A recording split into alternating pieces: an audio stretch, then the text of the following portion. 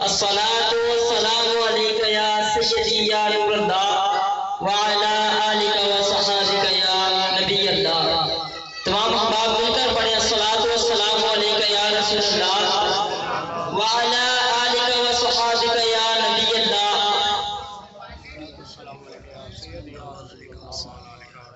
یہ قرآن پاک کی آیت ہے۔ جب ایک آیت کریمہ پڑھی جائے تو پھر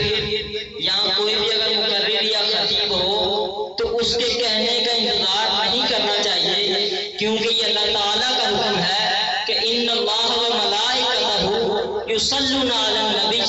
یا ایھا الذین آمنوا صلوا علیہ وسلموا تسلیما۔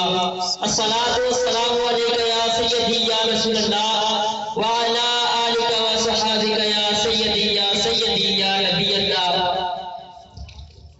مزہ الفت کا بڑھ رہا ہے،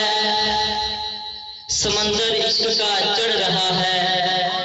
مزہ الفت کا بڑھ رہا ہے، سمندر عشق کا چڑھ رہا ہے۔ قرآن کو میرے محبوب کے سامنے رکھ کر تو دیکھ، پھر دیکھ کون کس کو پڑھ رہا ہے۔ حمد و صلات کے بعد میرے نہایت ہی واجب الاحترام اور حاضرین و سامعین، آج مجھ مشت خاکی کو آپ جیسے ذی شعور، ذی عقل اور اصحاب اہل علم و دانش کے روبرو لب کشائی کرنے کا موقع ملا ہے۔ اللہ پاک سے دعا ہے کہ اللہ تعالی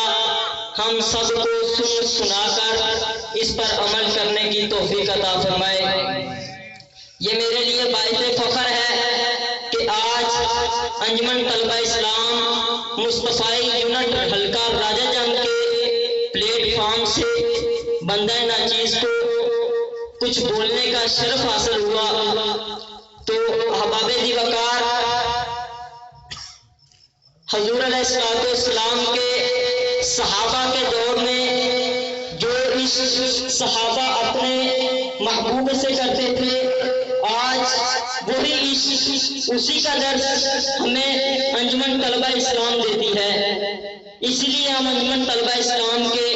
کارکن ہیں۔ ذرا غور کریں کہ ہم جس ملک پاکستان میں رہتے ہیں، جب ہم تاریخ کا مطالعہ کرتے ہیں، جب ہم کتابوں میں پڑھتے ہیں کہ میرے ملک پاکستان کی بنیاد لا الہ الا اللہ کے اوپر رکھی گئی، جب میں غور کرتا ہوں کہ میرے ملک پاکستان کی تعمیر میں پیر سید جماعت علی شاہ صاحب بھی شامل تھے، جب میں دیکھتا ہوں کہ میرے ملک پاکستان کو بنانے میں اعلیٰ حضرت کا بھی نمایاں کردار ہے، جب میں دیکھتا ہوں کہ میرے ملک پاکستان کی ترقی میں، میرے ملک پاکستان کی تعمیر میں سفیر اسلام پیر سید جماعت علی شاہ صاحب اور عبدالعلیم صدیقی میرٹھی بھی شامل ہیں، جب میں دیکھتا ہوں کہ میرے ملک پاکستان کی بنیاد لا الہ الا اللہ کے اوپر ہے، تو دل خوشی سے جھوم جاتا ہے اور خود کو پاکستانی کہنے میں فخر محسوس کرتا ہوں، اور یہ فخر سے کہتا ہوں کہ میں پاکستان کا پاکستانی ہوں اور پاکستان کا باشندہ ہوں۔ لیکن حاضرین و سامعین، جب میں اپنے ملک پاکستان کے موجودہ حالات دیکھتا ہوں کہ میرے ملک پاکستان کہ جس کی بنیاد لا الہ الا اللہ کے اوپر رکھی گئی، آج انہی کلمہ طیبہ پڑھنے والوں کو ذبح کیا جا رہا ہے۔ جب میں دیکھتا ہوں کہ میرے ملک پاکستان کو اولیاء کا فیضان کہا جاتا ہے، تو اسی اولیاء کے مزارات پر بمباری کی جاتی ہے۔ جب میں دیکھتا ہوں کہ ملک پاکستان کو بنانے میں ان معصوم طلباء کا بھی کردار تھا، تو انہی معصوم طلباء کو انہی پھولوں کو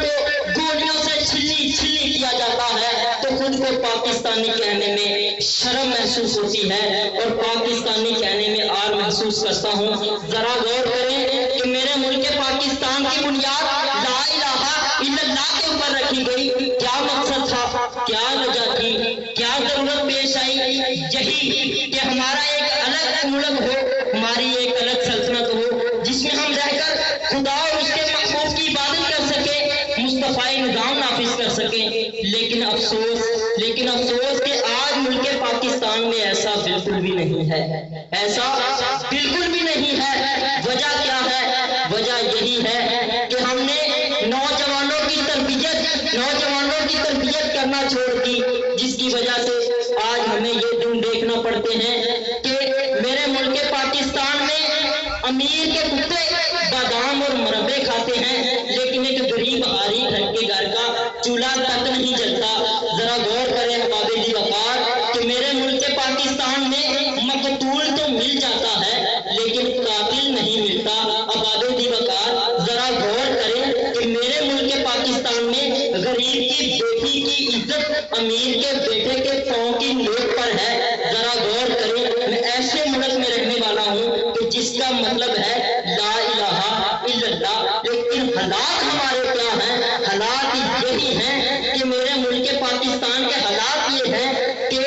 میرے ملک کے نوجوان ڈگریاں لیے در بدر کی ٹھوکریں کھاتے ہیں، لیکن ایک حکمران جو طرف ہیں وہ ہمارے حکمران ہیں۔ جی ہاں جناب والا، میں اسی ملک پاکستان کا رہنے والا ہوں کہ ہم جب 1 کلو خربوزہ خریدنا ہو تو ریڈی سے ہم 10 خربوزے چیک کرتے ہیں، جب ان میں سے پوری چھانٹ نہ کر لیں تو ایک 20 روپے کے خربوزے نہیں لیتے، لیکن جب حکمرانوں کی باری آتی ہے تو ہم ایک جاہل حکمرانوں کو سلیکٹ کر لیتے ہیں۔ وجہ یہی ہے کہ ہمیں آج یہ دن دیکھنے پڑتے ہیں، یہی دن دیکھنے پڑ رہے ہیں۔